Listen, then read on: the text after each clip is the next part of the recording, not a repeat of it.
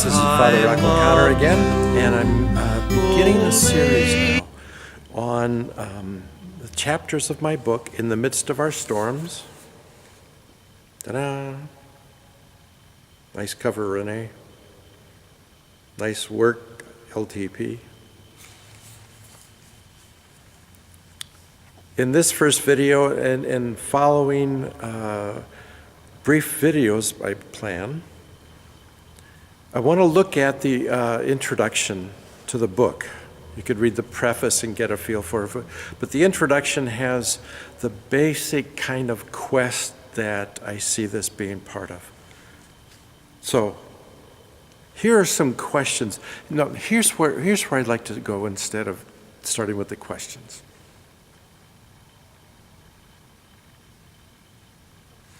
Monsignor Bugnini was the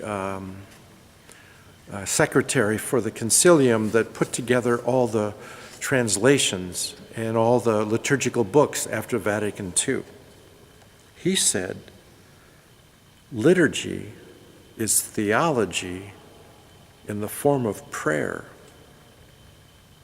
For those of you who would be familiar with the term lex orandi, lex credendi, the combination, there's a relationship between praying and believing, statements of belief.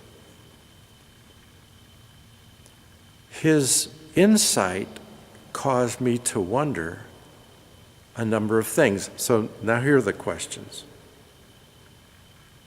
How does liturgy situate worshipers before God? How does it locate us in that relationship?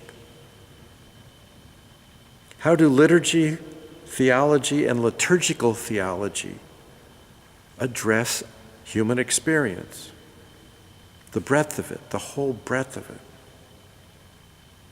How do word, gesture, and symbol, the kind of building blocks of liturgy, how do these guide believers into our most vulnerable depths in order to meet Christ, the risen Christ, anew? And finally, how do disciples in training journey from where we are toward the ideals that the liturgical books have called us to? So it's a moving from where we are in actuality toward these ideals. I concluded that little section by talking about this. I do believe in the real presence. It's not been a question for me. What I want to question is the real presence of believers. Are we present? Are we really present to the real presence? And so that's kind of maybe a short form of understanding this book. How do we discern how we're present, and how can we be increasingly more present, thereby less pretentious? How do we become more present to the real presence? So I'm going to begin now in the next video with chapter 1, which is the most challenging of the chapters. It's the most theologically dense because it's dealing with a theologically dense concept, the Paschal mystery. So I invite you to tune in and check it out. And now the sun's come out here at Jesu on a very nice autumn day. Let me live my life.